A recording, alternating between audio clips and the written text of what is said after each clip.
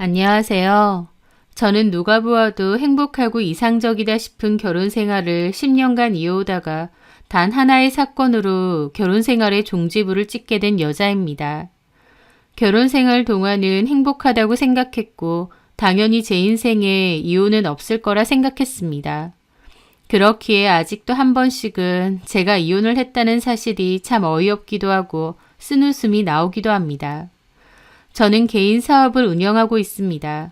미술 전공을 했고 귀금속 디자이너로 제 개인 브랜드를 운영하고 있어요. 오프라인 매장과 온라인 매장을 같이 운영하고 있는데 오프라인 매장과 바로 붙어 있는 온라인 쇼핑몰 사무실이 있습니다.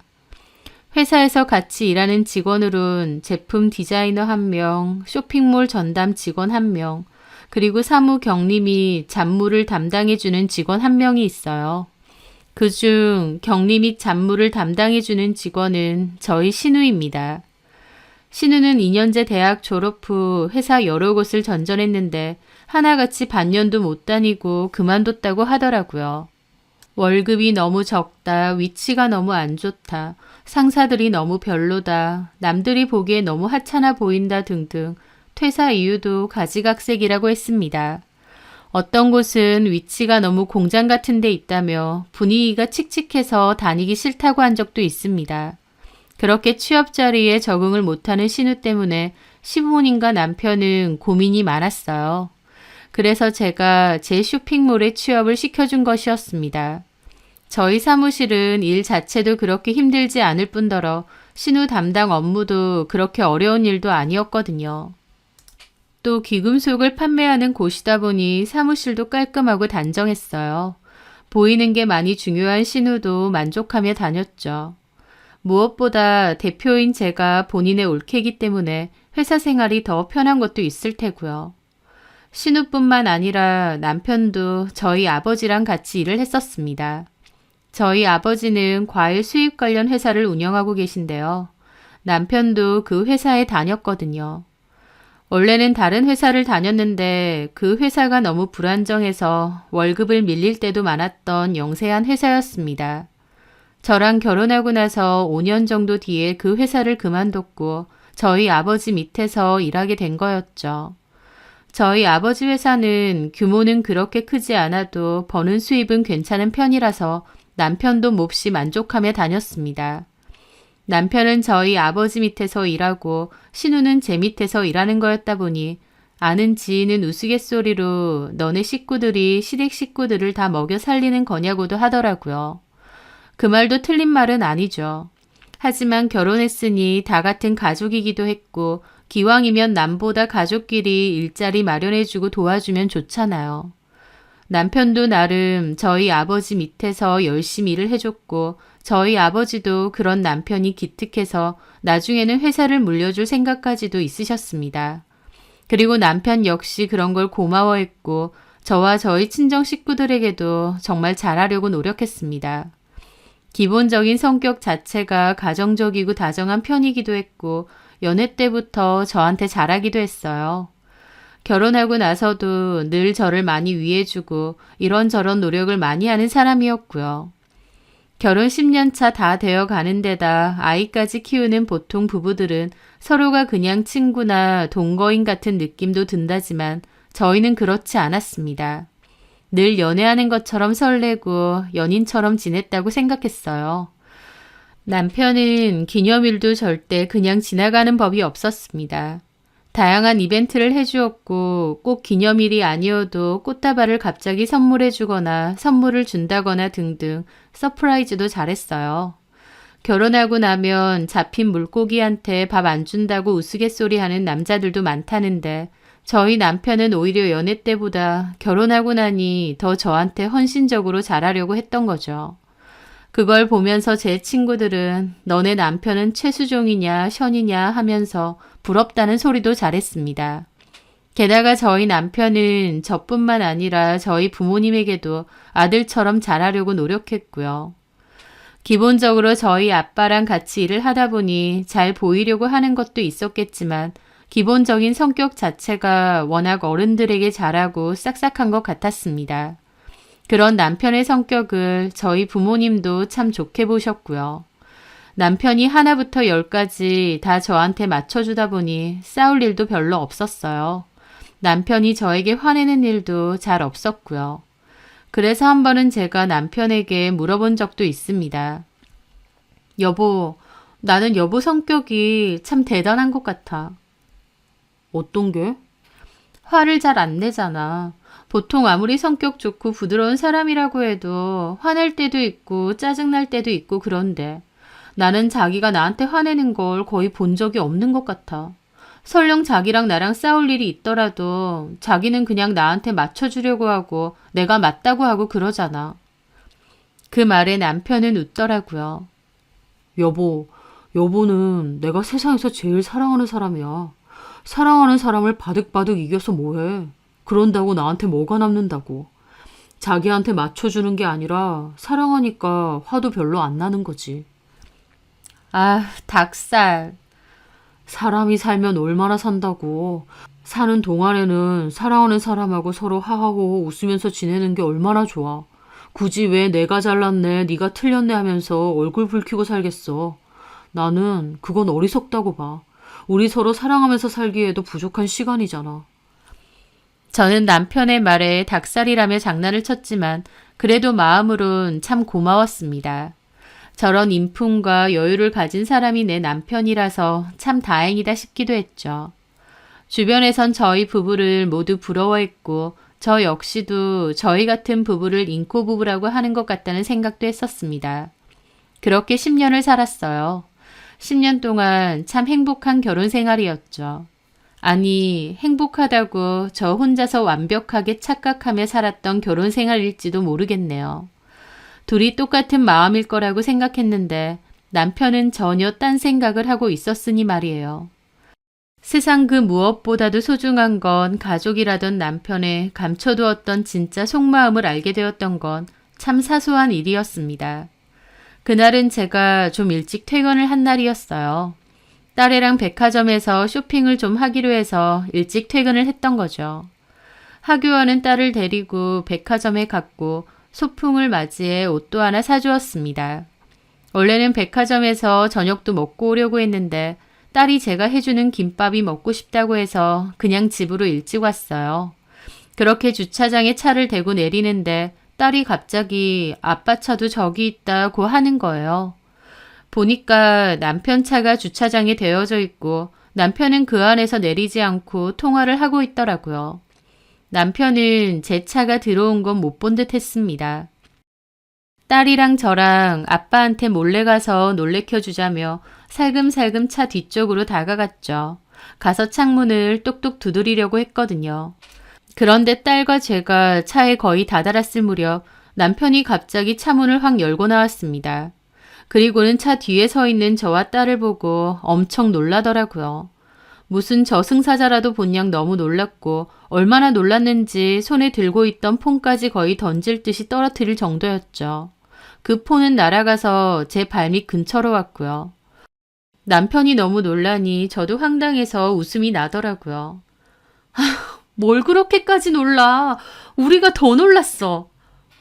아니, 갑자기 왜 차 뒤에 서 있어? 언제부터 서 있었어? 남편은 좀 심할 정도로 놀라더라고요. 저는 그런 남편의 반응이 너무 웃겼습니다. 뒤에 서 있었던 게 아니라 우리도 방금 이리로 온 거야. 나 오늘 혜민이랑 백화점 갔다 온다고 했잖아. 그래, 알아. 밥도 먹고 온다고. 밥은 안 먹고 그냥 왔어. 근데 주차장 오다 보니까 당신 차가 보이길래 이리로 온 건데 당신은 뭘 그렇게 놀라. 폰까지 떨어뜨릴 정도로. 하면서 저는 웃으면서 몸을 숙여 제 발 근처까지 날아온 폰을 주었습니다.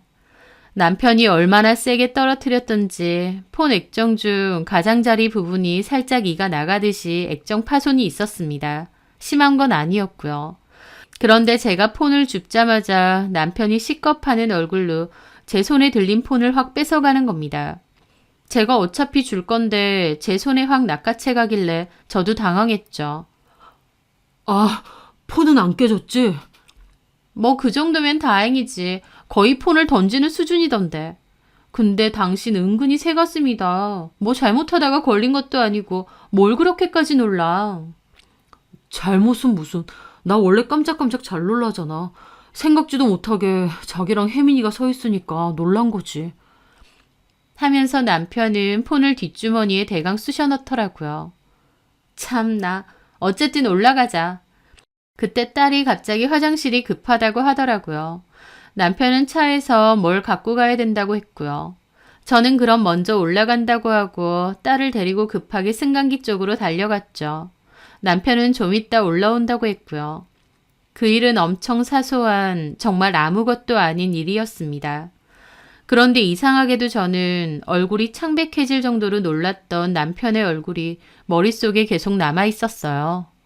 평소에 감정 기복이 그렇게 크지 않은 남편은 불같이 화를 내거나 심하게 놀라거나 몹시 슬퍼하거나 하는 등 감정에 요동치는 모습을 흔히 보기 힘들었습니다. 그런데 남편이 너무 놀라고 많이 당황하는 모습이기에 좀 의아했던 거죠. 꼭 죄짓다가 걸린 사람 같았으니까요. 그게 좀 걸리긴 했지만 그렇다고 해도 별 생각은 없었습니다. 저는 폰 끝부분이 깨져서 어쩌나 저러다가 액정이 벌어지는 거 아닌가라는 생각을 하며 집으로 들어갔어요. 그런데 그날 저녁이었습니다. 밥을 다 먹고 저녁에 거실에 둘러앉아 과일을 먹으며 TV를 볼 때였습니다. 남편의 폰으로 전화가 울렸어요. 아, 아버님이네. 하면서 전화를 받았죠. 그렇게 조금 통화를 하다가 통화가 길어질 것 같았는지 자리를 옮겨 창가 쪽을 가서 전화를 받더라고요. 그런데 남편 옆에 있던 딸이 남편을 가만히 지켜보다가 문득 손가락으로 가리키면서 그러는 겁니다. 어? 이상하네. 아빠 폰에 아까 그 쿠로미 스티커가 없어. 라고 하는 겁니다. 남편은 통화한다고 창가 쪽에 서 있어서 딸의 말을 못 들었고 저는 들었죠. 저는 대수롭지 않게 물어봤어요. 무슨 스티커? 아까 아빠 폰에 조그만 쿠로미 스티커 붙어 있었잖아. 쿠로미? 너 좋아하는 그 캐릭터? 어. 그게 아빠 폰에 붙어 있었다고? 응. 아까 아빠 폰 떨어뜨렸을 때 내가 봤거든. 손톱만한 쿠로미 스티커 붙어 있었는데. 아까 제 발치에 떨어졌던 남편 폰에서 다른 작은 스티커를 봤다는 겁니다. 네가 붙인 거야? 아니야. 나 아빠 폰에 그런 거 붙인 적 없어. 그리고 지금은 없던데? 그래? 저는 딸의 말에 대답은 해주면서도 크게 대수롭지는 않았습니다. 딸이 뭔가 착각을 했을 수도 있다고 생각했고요.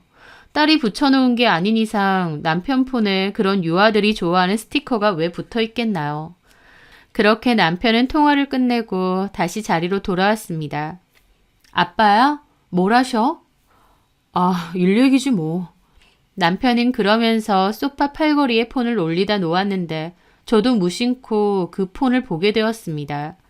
그런데 뭔가 좀 이상한 겁니다. 아까 남편이 너무 세게 떨어뜨려서 분명 가장자리 부분 액정 유리가 이가 나가듯 조그마한 파손이 있었거든요. 그런데 제가 지금 보고 있는 남편 폰은 그런 흠집 하나 없이 아주 깨끗한 겁니다. 그걸 가만히 보는데 뭐지? 싶더라고요. 저는 남편의 폰을 가만히 들어서 이리저리 살폈습니다. 하지만 아무리 봐도 파손이 없었어요. 내가 분명히 봤는데 끝부분이 유리가 깨졌었는데 불과 두어 시간 전에 액정 끝이 깨져 있었는데 지금 폰은 멀쩡한 겁니다. 이게 말이 되나요? 제가 황당한 기분으로 폰을 가만히 보니까 남편이 묻더라고요. 왜 그래? 내 폰 들고. 아니, 자기 폰 말이야. 하고 물어보려다가 저는 그냥 입을 닫았습니다. 왜인지 모르겠는데 그걸 말하면 안 될 것 같다는 생각이 본능적으로 들었거든요. 아니야, 아무것도. 그때 옆에 있던 딸이 다시 물어봤죠.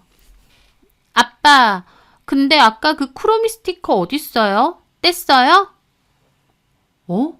뭔 스티커? 아빠 폰에 있던 거요. 아까 폰 뒤에 붙어 있었잖아요. 손톱만한 거. 나 그거 좋아하는 건데. 그런데 그 말에 남편이 몹시 당황하는 겁니다. 아빠 폰에 스티커? 네. 아니야. 아빠 폰에 그런 거 없는데. 있었는데 아까. 무슨 소리야. 이것 봐. 없잖아. 아빠가 그런 걸 왜 붙이고 다니냐? 이상하네. 아까 분명히. 혜민이 네가 잘못 본 거겠지. 네가 붙인 거 아니면 아빠 폰에 그런 게 왜 있겠어. 하면서 어색하게 웃더니 그대로 자리를 떠났습니다. 남편이 아니라고 하니 딸도 그냥 어리둥절해하고 말았죠. 그 일은 어떻게 보면 참 사소한 아무것도 아닌 일이었습니다. 그런데 이상하게도 저는 그 순간 뭔가 묘한 기분이 들더라고요. 분명히 액정이 깨지고 딸의 말로는 스티커가 있었다는데 지금의 남편 폰에는 그런 게 없으니까요.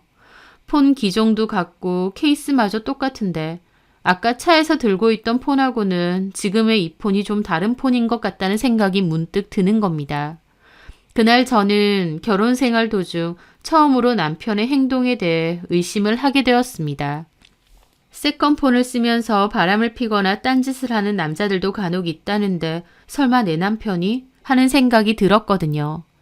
남편은 그날 피곤하다며 일찍 잠이 들었고 저는 제 속에서 거듭되는 의심 때문에 도저히 잠을 잘 수가 없었습니다. 제 눈으로 직접 확인을 해봐야 직성이 풀리겠더라고요. 그래서 저는 남편이 잠이 든 것을 확인한 뒤 남편 차키를 챙겨 들고 주차장으로 내려갔습니다. 내려가는 동안에도 내가 너무 예민한 건가? 말도 안 되는 걸로 남편을 의심하는 건가 싶은 생각이 머릿속을 떠나지 않았죠. 하지만 어쨌든 뭔가가 있는지 제 눈으로 확인은 해봐야겠더라고요. 저는 남편의 차에 올라타서 이곳저곳을 뒤져보기 시작했습니다. 글로브 박스도 열어보고 좌석 사이사이도 확인을 했죠. 뒷자리까지 가서도 일일이 확인을 했습니다. 앞좌석에 붙어있는 주머니도 확인해보고 심지어 바닥까지 한번 쓸어서 살펴보았습니다. 나름 구석구석 다 찾아본 거죠. 하지만 세컨폰 같은 건 보이지 않더라고요. 그래, 내가 괜히 오버했네 라는 생각이 들었습니다. 착각한 걸 수도 있는데 남편을 의심했구나 멋쩍은 생각마저 들었죠. 그렇게 차문을 닫고 그냥 가려는데 문득 트렁크를 안 봤다는 생각이 들더라고요. 그냥 올라갈까 하다가 이왕 확인하는 거 트렁크까지 확인하자 싶었습니다. 그렇게 트렁크를 열어보니 간단한 세차 도구가 있었고 별다를 건 없어 보였어요. 그래, 세컨폰은 무슨 하면서 그렇게 다시 닫으려는데 뭔가가 제 눈에 확 밟히더라고요. 남편은 세차 도구를 동그란 접이식 박스에 담아두었는데요. 그 박스 안에 주머니 같은 게 하나 걸려 있었거든요. 세차용품 같지는 않았죠. 저는 손을 뻗어 그걸 만져보는데 네모나고 단단한 것이 핸드폰이었습니다. 저는 다급하게 그 주머니를 열어봤더니 그 속에는 스티커가 붙어있고 액정 끝에 파손이 있는 저와 딸이 아까 전에 봤던 그 또 다른 폰이 있는 겁니다. 그 순간 등 뒤에서 진짜 소름이 쫙 돋더라고요. 남편에게 진짜 세컨폰이 있었던 겁니다. 설마 했는데 혹시나 했는데 남편에게 진짜 세컨폰이 있었다니 그 짧은 순간 사이에 수많은 생각이 머릿속에 맴돌더라고요. 도대체 나 몰래 무슨 짓을 하길래 기종도 똑같고 케이스까지 똑같은 폰을 하나 더 숨겨두었을까 싶었습니다. 저는 그 폰을 다급하게 켜봤는데 심지어 액정 화면까지도 똑같았어요. 작년에 찍은 벚꽃 사진이었는데 그걸 그 폰에도 똑같이 해놨더라고요. 그런데 패턴이 걸려 있었습니다. 그나마 다행인 게 남편이 주로 쓰는 패턴이 어떤 건지 제가 잘 알고 있었거든요. 혹시나 해서 해봤더니 폰이 열리더군요. 제가 그 폰을 열었던 건 마치 제 결혼 생활에 판도라의 상자를 연 것이나 다름없었습니다. 지난 10년 동안 행복하다고 믿었던, 아니 착각했던 제 결혼 생활을 뿌리채 흔들 만한 것이었으니까요. 저는 남편의 차 뒷자리에 올라타 그 폰을 샅샅이 뒤졌습니다. 보통 세컨폰을 쓴다면 내연 상대 때문에 쓰는 거잖아요. 얼마나 대단한 내연 상대길래 세컨폰까지 쓰면서 만나고 작정하고 나를 속였을까, 도대체 어떤 여자일까 싶었어요. 그렇게 찾아보니 통화 목록에서 남편이 연락을 주로 하는 건 미주라는 여자였습니다. 주로 그 여자와의 연락이 많았고 가끔 남편 친구들도 몇 명 있더라고요. 미주라고 저장명이 되어 있었던 여자가 남편의 내연녀라는 것은 확실해 보였습니다. 저는 처음 들어본 이름이었어요. 그 여자랑은 거의 매일 하루에 한 번 이상은 통화를 했었더군요. 그 사실을 보고 저는 무너질 것 같은 기분을 느꼈습니다. 하루도 빠짐없이 그 여자와 했던 그 통화들을 보고 정신이 혼미해졌으니까요. 심지어 그 통화 내역이 끝도 없는 것이 꽤나 오랫동안 이 여자랑 내연관계를 이어왔다는 걸 알 수 있었습니다. 1, 2년 된 사이도 아니고 더 오래된 것 같았죠. 저는 이번엔 카톡으로 들어가 봤는데 거기서 또다시 경악을 하게 되었습니다. 차라리 그 여자가 단순한 내연녀였다면 그래도 용서할 순 없었겠지만 그 정도로 충격은 아니었을 겁니다. 하지만 그 여자는 남편이 결혼 생활 도중 몰래 바람을 피는 단순한 내연녀가 아니었어요. 왜냐면요. 그 대화와 수많은 사진들을 봤는데 그 여자와 남편 사이에는 딸이 있었거든요. 심지어 저희 딸애랑 나이마저도 비슷해 보였습니다. 그걸 보는데 주체 안 될 정도로 손이 떨려오고 과호흡까지 왔습니다. 내연녀가 아니라 아예 두 집 살림을 하고 있었던 거고 거기에 딸까지 있었던 거니까요. 어떻게 이런 일이 가능한가, 이게 정말 남편의 짓인가 믿을 수가 없고 정신이 아득해지더라고요. 순간적으로 과호흡이 와서 저는 차에서 뛰쳐나와 밖에서 호흡을 진정했어요. 그 와중에도 손발은 미친 듯이 떨리더라고요. 그렇게 겨우 호흡을 진정시킨 후 다시 차로 돌아와 그 대화 내용들을 봤습니다. 남편과 미주라는 그 여자 사이의 딸 이름은 수연인 듯 했고 남편과 그 여자는 카톡으로 주로 그 딸 얘기를 많이 했습니다. 그 여자는 남편에게 수연이가 보고 싶어 한다. 이번 주에는 언제 올 수 있느냐. 다음에 오면 당신이 좋아하는 김치찜 해놓겠다 등등 일상적인 부부가 나눌 법한 대화를 하고 있었어요. 너무나도 비정상적인 관계인데도 아무렇지 않게 일상적인 대화들을 나누고 있었던 거죠. 저희 남편도 그 여자에게 수연이 사진 보내봐라, 보고 싶다 그런 얘기도 잘했고요. 딸 얘기만 하는 건 아니었고 은밀한 얘기도 많이 나눴습니다. 그 여자가 속옷을 새로 샀네 어쩌네 그러면 남편도 자기가 보러 가야겠다느니 그러고 있고 또 그 여자가 생활비 모자란다고 하면 남편이 좀 더 보내주겠다, 좀 아껴 써라 그런 소리도 잘했습니다. 남편이 이 여자 생활비까지 주고 있었구나. 이 둘은 거의 부부나 다름없이 살아왔구나 싶은데 정말 까무러칠 것 같더라고요. 이게 제 남편의 일이 아니고 다른 사람 일이나 TV에서 보는 막장 드라마처럼 비현실적인 느낌마저 들었습니다. 그런데 그 와중에 아무리 생각해도 이상한 겁니다. 남편은 저희 아버지 회사에서 일하고 월급이라고 해도 뻔하잖아요. 저도 다 알고 있고요. 게다가 남편은 월급을 받으면 본인 필요한 돈 빼고는 다 저한테 입금을 하거든요. 그런데 무슨 돈이 있어서 이 여자한테 생활비까지 줬나 싶더라고요. 제가 모르는 것 이상으로 남편이 저에게 숨기는 게 정말 많겠구나 싶었습니다. 그렇게 저는 보는 김에 다른 친구들과의 대화도 보게 되었어요. 많지는 않았고 세컨폰의 존재를 아는 몇몇 친구들과는 이 폰으로도 가끔 대화를 나누는 것 같았습니다. 이 폰은 마치 남편의 진짜 속마음을 대변하기라도 하는 양 남편은 마음껏 본인 진심으로 떠들어대고 있더라고요. 저한테는 절대 들키지 않았던 본심 말이죠. 가장 충격인 건 저희 가족에 대한 뒷담화였습니다.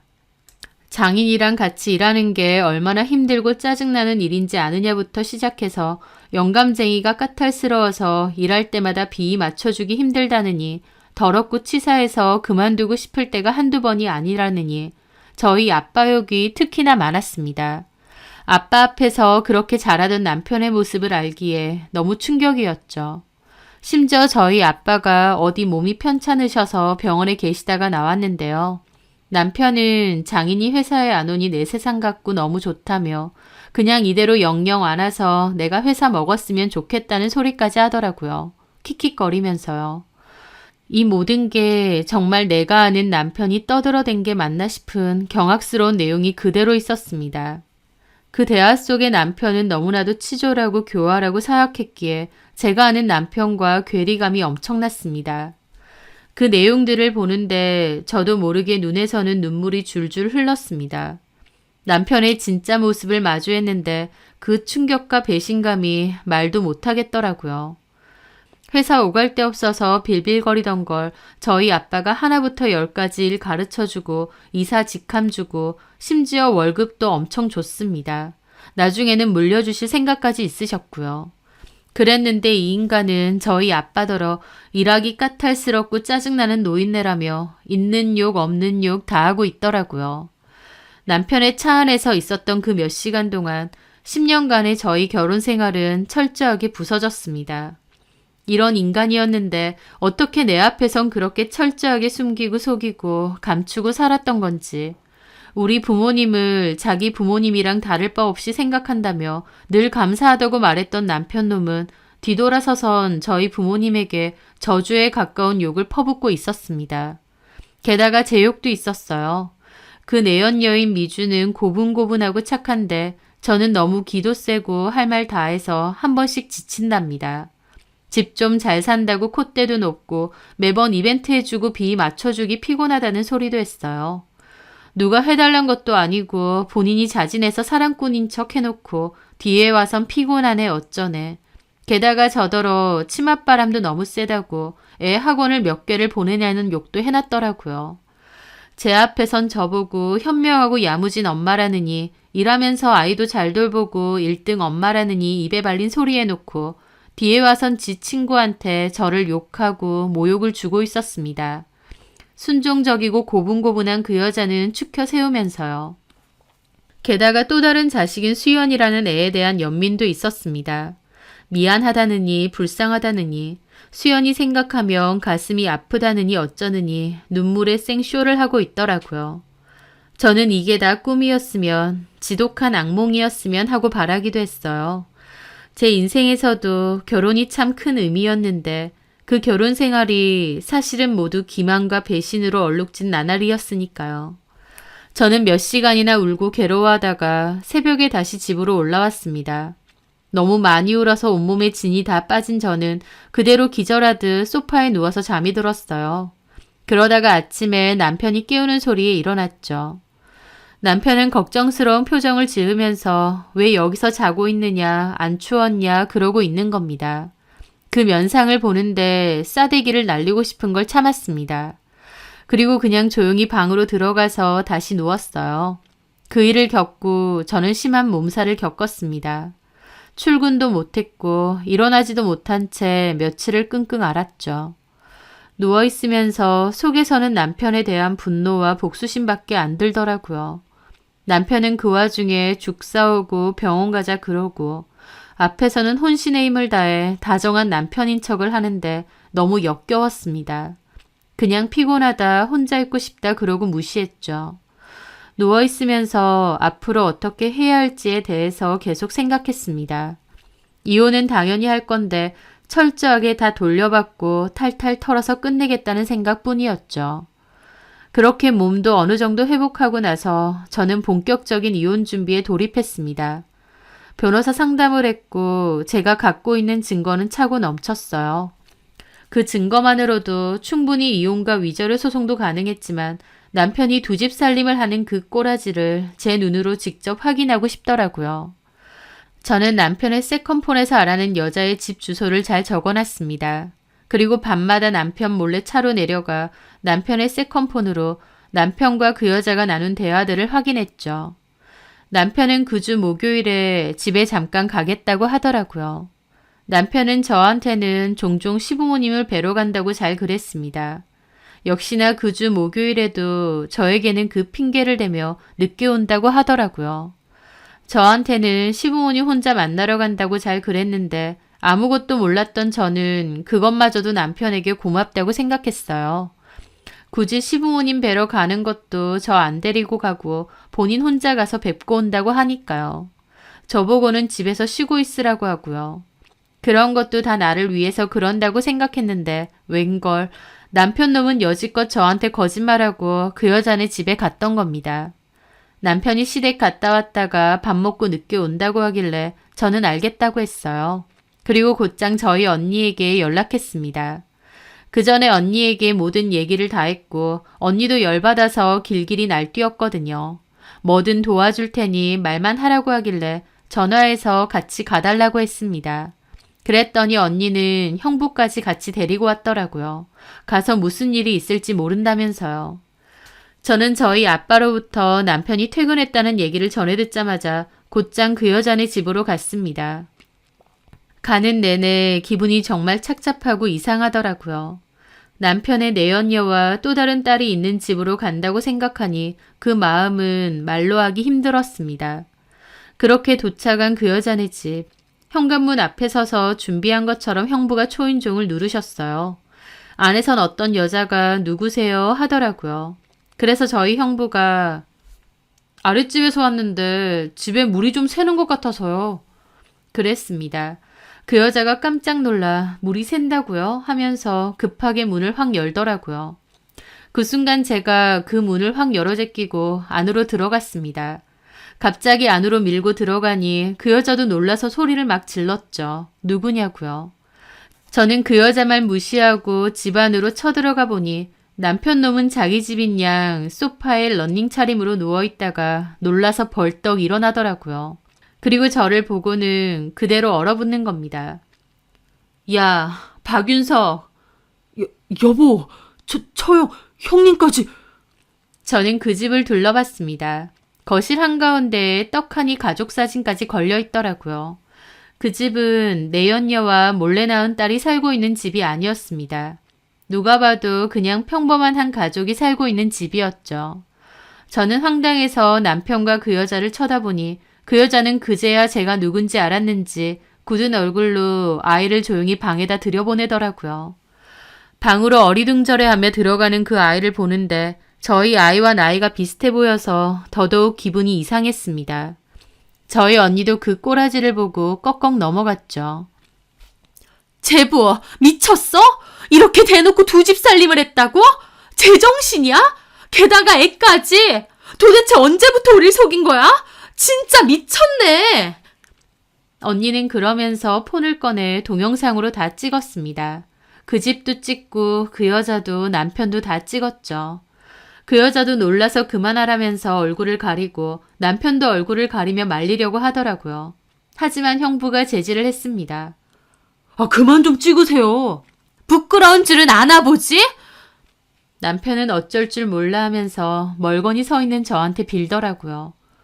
여보, 혜민 엄마, 저기 일단 나가서 얘기를 좀.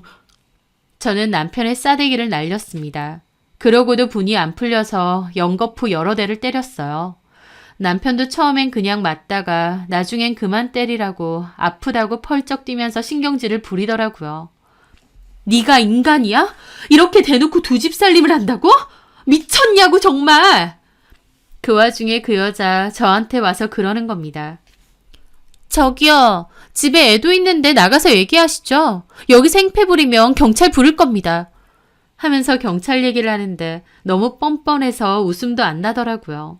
저는 그 여자 싸대기도 날렸습니다. 경찰 불러! 상간녀 주제. 그랬더니 갑자기 그 여자가 소리를 지르며 제 머리채를 잡았어요. 화가 머리 끝까지 난 저도 그 여자 머리채를 잡았죠. 그 여자도 죽기 살기로 제 머리 당겼고 저 역시도 머리채 다 뽑아놓을 심산이었습니다. 거기서 순식간에 엉겨붙어 싸움이 났는데 저희 언니하고 형부하고 달려들어서 겨우 떼놓았습니다. 기가 막혀서 욕도 안 나오네. 남의 남편이랑 바람나서 두 집 살림한 년이 뭐가 어째? 경찰! 여기 동네방네 소문 다 내줄까? 그 말에 그 여자 노려보며 그러더라고요. 바람 같은 소리 하네. 내가 먼저였거든? 뭐? 네 남편 원래 나랑 살던 남자라고. 뺏긴 게 누군데? 저게 뭔 말인가 싶어서 황망해서 남편을 보니 남편 죽을 상인 얼굴로 바닥에 무릎 꿇고 앉아서 아무 말 못하더라고요. 그 모습이 얼마나 비겁해 보이던지요. 뭔 개소리야. 당신이 직접 말해봐. 저 여자가 뭔 헛소리 하고 있는 거야? 말 안 해. 그래, 말하지 마. 나는 바로 이혼할 거니까 얘기 들을 필요도 없어. 세컨폰까지 써가면서 전현이랑 살고 싶었나 본데 네가 원하는 대로 해줄게. 인연 집에서 같이 살아. 저는 그냥 나오기엔 열받아서 그 집에 있는 거 다 때려 부셨습니다. 그 여자도 소리는 지르는데 어쩌지는 못하더라고요. 그러고 저는 그 집에서 나왔고 언니와 형부도 같이 쫓아나왔습니다. 차에 올라타려는데 남편도 러닝 차림으로 급하게 달려나와서 저를 붙잡았지만 저는 그 자리에서 싸대기 한 대 더 때렸어요. 그리고 더 할 얘기 없다고, 영원히 집에 올 필요 없다고 하고 올라탔습니다. 집에 가서 언니랑 형부 앞에서 펑펑 울고 있는데 남편이 집으로 왔더라고요. 저는 긴 말 할 것 없고 바로 이혼할 거니까 네 짐 싸서 그년 집으로 당장 꺼지라고 했습니다.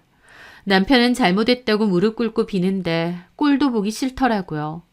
저희 언니와 형부가 어떻게 된 건지 거짓말하지 말고 자초지종 설명해보라 그랬습니다. 이렇게 된 마당에 거짓말하지 말고 다 솔직하게 말해보라고요. 결국 남편도 진실을 털어놓더라고요. 그 여자는 저랑 만나기 전에 사귀다 헤어진 여자친구였다고 했습니다. 동거도 좀 했었대요. 그 여자는 결혼까지도 원했는데 남편은 부담스러워서 결국 헤어졌다고 했습니다. 그 남편은 저랑 만나게 되었는데 그 여자가 저랑 사귀고 있는 당시 연락이 왔었대요. 그 여자가 부모님도 안 계시고 이래저래 형편도 어렵고 남편을 많이 의지했다고 했습니다. 남편은 그게 안쓰러워서 몇 번 연락을 받아주다가 저 몰래 한 번씩 만나기까지 했답니다. 마음 없어서 헤어졌대 놓고 뒤늦게 그게 왜 안쓰러웠는지 남편의 생각을 이해하지는 못하겠지만요. 그리고 저랑 연애할 때부터 이미 저를 속였던 거였습니다. 하여튼 저도 만나면서 그 여자도 몰래 만났고 심지어 결혼하고 나서까지도 그 여자랑의 관계를 끊지 않고 만남을 몰래 가져왔답니다. 남편은 이러지 말아야지 하면서도 그 여자가 자꾸 연락이 오고 불쌍한 척을 하니까 끊어내기가 힘들었대요. 그 여자는 남편한테 많이 기댔다고 하더라고요. 남편은 그런 게 부담스러워서 헤어진 거라고 하고요. 어쨌든 남편은 그 여자랑 지속적인 만남을 이어왔는데 그러다가 제가 임신을 했고 공교롭게도 그 여자도 비슷한 시기에 임신을 했다는 겁니다. 남편은 그 여자가 임신까지 했다고 하니 아차 싶어서 미안하지만 수술해달라고 부탁했고 수술비도 줬답니다. 그 여자도 처음엔 알았다고 했다는데 나중에 갑자기 잠적을 했대요. 그런데 몇 년 뒤에 갑자기 다시 연락을 했답니다.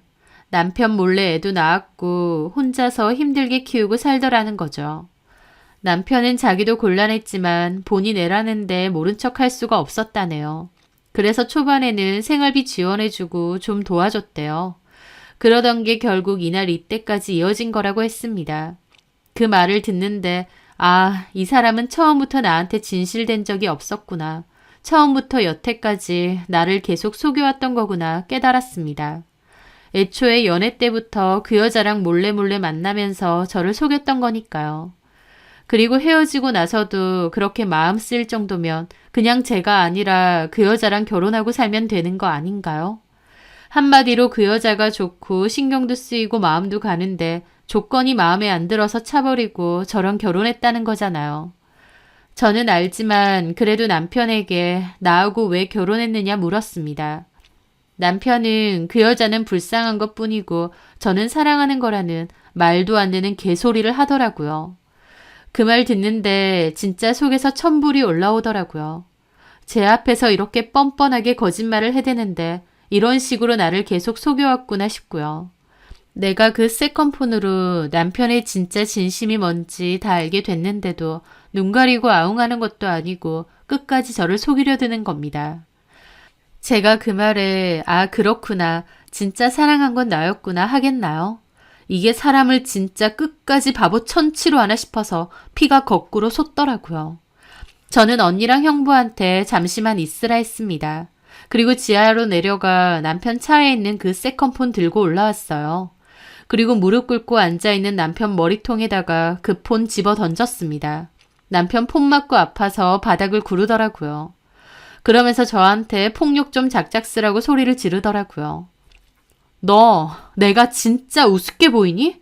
그 폰에 진짜 네 진심은 다 들어있더만. 나 그거 다 봤어. 뭐? 그 여자는 불쌍한 것뿐이고 나는 사랑한다고? 웃기지 마. 오히려 너는 그 여자한테 절절 죽더만.